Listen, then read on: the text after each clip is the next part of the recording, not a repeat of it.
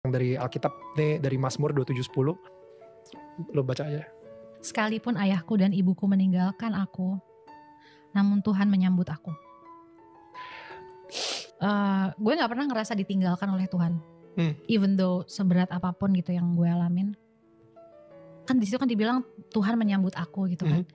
I feel like ada beberapa orang yang berpikir bahwa untuk kita disambut oleh Tuhan atau merasa dekat dengan Tuhan tuh takes effort. Ada yang beberapa yang berpendapat gitu. Ya. Kalau gue, I'm a firm believer bahwa untuk bersebelahan digenggam sama Tuhan itu enggak, it's effortless. Oke. Selama lu di waiting room itu, yes, God has been holding your hand so much, and I am a firm believer that itu Yesus. Now, what I'm saying is, di sini, ketika pintu itu dibuka, Tuhan yang menyambut lo, gitu. Mulai dari hari ini, God is saying to you, I want to be your father. Okay? Tuhan sendiri yang ingin menjadi ayahnya Caca. Oh my God. Kita doa sama-sama ya? Ya. Oke. Cak, ikutin gue ya. Tuhan. Baik, mengenai video tersebut, banyak yang protes. Terutama netizen atau saudara-saudara kita yang beragama Muslim atau Islam. Mereka mengatakan, wah ini kristenisasi oleh si Daniel Mananta. Pertanyaannya adalah, apakah Daniel Mananta sedang melakukan kristenisasi? Dan apakah Marsyanda murtad atau masuk Kristen?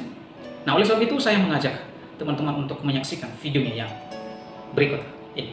Setelah podcastnya yang viral ketika mengundang Ustadz Abdul Somad, banyak netizen khususnya umat muslim yang mendoakan agar Daniel Mananta ini segera mendapatkan hidayah dan segera mualaf. Bahkan sempat beredar sebuah rumor bahwa Daniel ini katanya telah mualaf, tetapi ternyata hal tersebut tidak terbukti sampai sekarang ya. Nah, baru-baru ini Daniel Mananta kembali lagi mendapatkan sorotan yang juga secara khusus dilakukan oleh netizen muslim ya. Dan sorotan itu terjadi ketika Daniel Mananta mengundang seorang artis bernama Marsyanda. Dan di dalam podcast tersebut ada adegan di mana Daniel Mananta mendoakan Marsyanda dan mengatakan bahwa Tuhan Yesus memegang tangan Marsyanda. Konten tersebut dirilis dengan judul Tangis Marsyanda Pecah Saat Ceritakan Tentang Sang Ayah, part ketiga. Jadi di dalam podcast ini, Marsyanda itu curhat bagaimana dia menceritakan pengalaman-pengalaman yang tidak menyenangkan dalam kehidupannya. Bahkan dia juga merindukan sosok ayahnya dan kemudian terjadilah adegan seperti di dalam video ini. Tolong dong kasih tahu Caca si ayat ini yang dari Alkitab nih, dari Mazmur 27:10.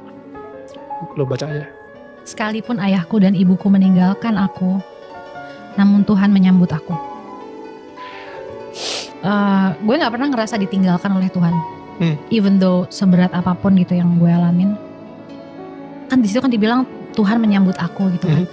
I feel like ada beberapa orang yang berpikir bahwa untuk kita disambut oleh Tuhan atau merasa dekat dengan Tuhan tuh takes effort. Ada yang beberapa yang berpendapat gitu. Ya. Kalau gue, I'm a firm believer bahwa untuk bersebelahan digenggam sama Tuhan itu enggak, it's effortless. Oke. Selama lu di waiting room itu, yes, God has been holding your hand so much, and I am a firm believer that itu Yesus. Now, what I'm saying is, di sini, ketika pintu itu dibuka, Tuhan yang menyambut lo, gitu. Mulai dari hari ini, God is saying to you, I want to be your father. Okay? Tuhan sendiri yang ingin menjadi ayahnya Caca. Oh my God. Kita doa sama-sama ya? Ya. Oke. Cak, ikutin gue ya. Tuhan. Jika orang yang menonton konten ini dengan pikiran positif dan juga toleransi, sepertinya tidak ada yang salah. Karena menghibur dan menguatkan orang lain serta mendoakannya, menurut kepercayaan yang diyakini oleh seseorang adalah hal yang lumrah. Apalagi Marsyanda sendiri tidak keberatan, bahkan dia merasa lega setelah banyak menceritakan kisahnya di dalam podcast ini bersama Daniel Mananta. Tapi yang mengherankan adalah banyak yang kepanasan dan menganggap ada misi terselubung di dalam podcast Daniel Mananta ini. Bahkan Daniel dianggap telah melakukan kristenisasi secara terselubung kepada narasumbernya yaitu Marsyanda. Dan setidaknya itu yang terlihat di dalam komentar-komentar berikut ini. Daniel kayak berkhotbah untuk Caca. Caca itu imannya kuat. Ada udang di balik batu, padahal ilmu Islam Caca kuat. Gak bakal ngaruh, waduh. Inilah ya, memang tetangga kita ini dikit-dikit bawaannya curiga terus loh ya. Padahal ini Marsanda ini atau yang dipanggil Caca ini juga kan sudah dewasa ya. Dia bukan lagi anak kecil. Dan kita tahu memang mereka berdua mempunyai latar belakang agama yang berbeda. Caca Islam dan Daniel Mananta itu seorang Kristen, Katolik ya. Tapi kan nggak masalah kalau mereka saling sharing, ya, saling menguatkan, apalagi saling mendoakan. Dan netizen kan bilang itu, Caca itu ilmu Islamnya kuat, nggak bakal ngaruh. Ya udah. Jadi kenapa Anda yang repot, Anda yang kepanasan? Kalau Caca ilmu Islamnya kuat, ya berarti nggak ada masalah dong. Kalau memang dia nggak bakal terpengaruh. Kenapa Anda harus takut? Hati-hati, kuatkan iman kita semua, ada sesuatu di obrolan tetangga kita. Ini adalah salah satu ciri netizen yang cenderung merasa curiga ya. Bahkan dia membentengi dirinya dengan selalu mengatasnamakan hati-hati atau waspada. Dan biasanya justru orang-orang yang seperti ini tuh yang imannya nggak kuat.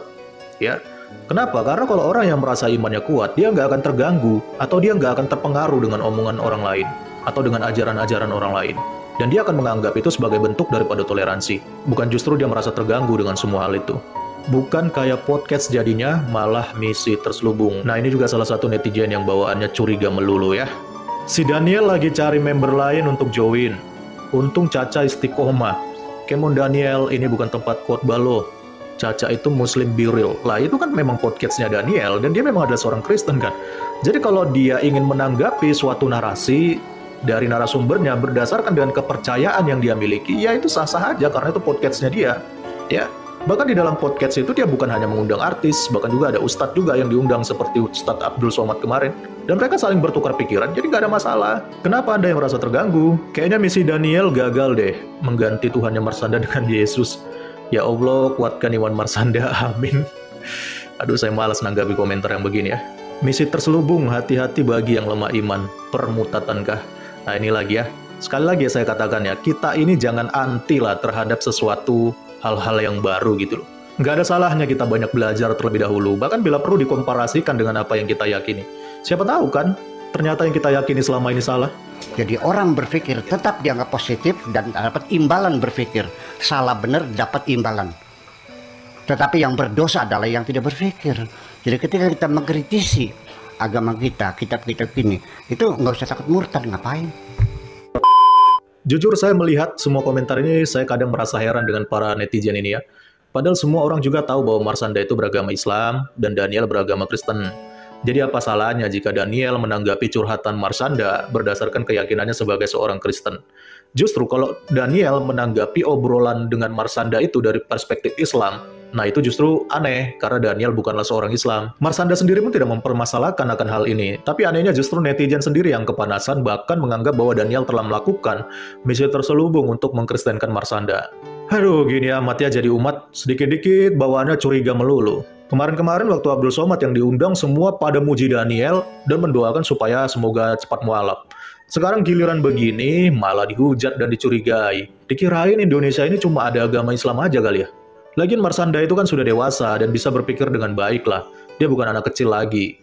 Kalaupun akhirnya dia menyadari dan nyaman dengan apa yang disampaikan Daniel dan kemudian dia memilih untuk masuk Kristen, ya itu juga nggak salah, itu hak dia. Sebagai orang yang sudah dewasa, dia berhak menentukan jalan dan pilihan hidupnya sendiri. Jadi kenapa harus kalian yang repot? Salam kritis, Tuhan Yesus memberkati. Salam. Itu nggak usah takut murtad, ngapain? Teman-teman, itulah dia video dari Daniel Mananta dengan Marsanda, di mana Daniel Mananta sedang menghibur Marsanda ketika Marsanda curhat di podcastnya.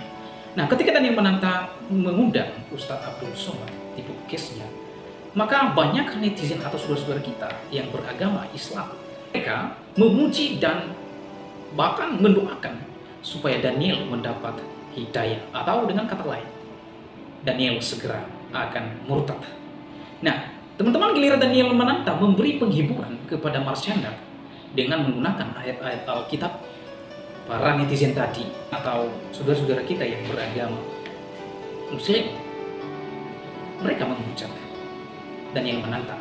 Mereka mengklaim bahwa Daniel Mananta sedang melakukan kristenisasi di podcastnya. Dan video tersebut banyak sekali yang direaksi dan dibahas oleh youtuber-youtuber dari saudara-saudara kita beragama Islam. Mengapa? Karena mereka mengklaim bahwa Daniel Mananta sedang melakukan kristenisasi di podcastnya. Nah teman-teman, ini kocaknya mereka. Daniel memberi penghiburan kepada seseorang, malah diklaim kristenisasi.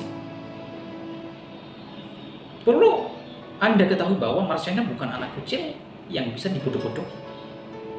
Dan sah-sah saja Daniel Mananta melakukan penghiburan terhadap Marsyanda, karena di konten video tersebut Marsyanda sedang curhat kepada Daniel Mananta.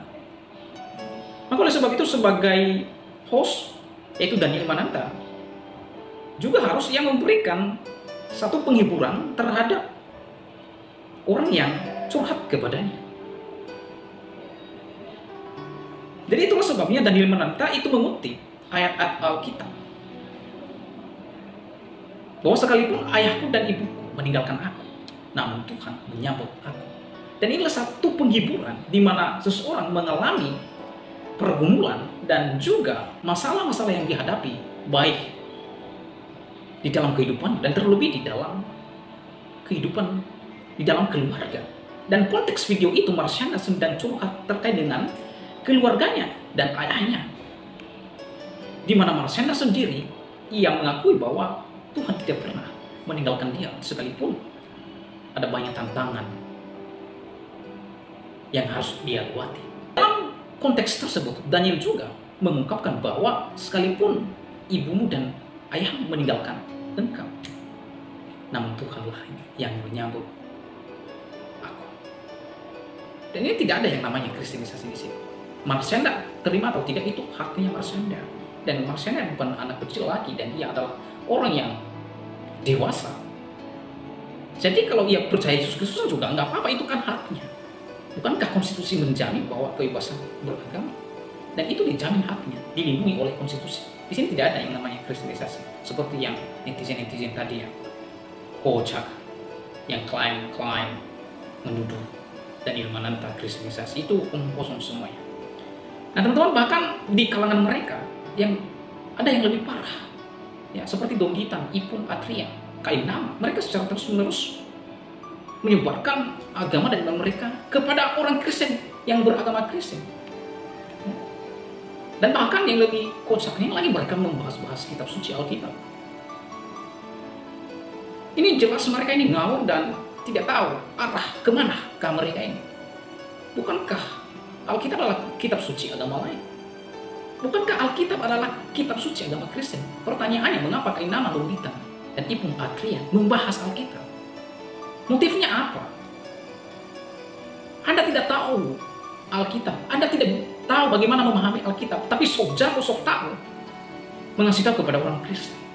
Ipung Atria, Kainama, dan Dom Hitam, kalau kamu mau membahas Alkitab, masuk Kristen, percaya Yesus dulu, supaya kamu diberikan hikmat dan hidayah, supaya engkau mengerti dan memahami Alkitab. Sepanjang Anda membahas Alkitab, lalu Anda tidak percaya kepada Yesus Kristus adalah Tuhan dan satu-satunya juru selamat pribadi Anda tidak pernah mengerti dan memahami. Ya. Teruntuk kau kepada pustaka Kainama, Ipung Atria, dan Dom Hitam, stop, jangan bahas kitab suci kami. Anda tidak punya kapasitas untuk membahas itu, karena Anda bukan pengikut Kristus. Jadi tafsiran dan pemahaman Anda terkait dengan Alkitab salah semua, salah kaprah, dan menyesatkan orang lain. Bahas aja kitabmu, ya. Berikan edukasi kepada umatmu terkait dengan kitab, ya. Supaya mereka tidak gampang alih server dan murtad. Sekali lagi, teruntuk kepada pustaka Kainama yang ngutak-atik Alkitab, Dom Hitam, dan juga ada Ipung Atria yang sok-sok jago membahas Alkitab, dan ia menuduh bahwa ada ayat-ayat di dalam Alkitab yang tidak pernah dibicarakan oleh para pendeta-pendeta. Ini omong kosong kau. Siapa kau menuduh? Sudahkah Anda melakukan riset, penelitian terkait dengan hal itu? Sudahkah Anda mewawancarai seluruh pendeta yang ada di Indonesia ini sehingga Anda mengklaim bahwa ayat Alkitab yang Anda kutip itu tidak pernah pendeta ajarkan? Itu omong kosong, fitnah. Sekali lagi, kalau Anda mau belajar dan membahas Alkitab, masuk Kristen.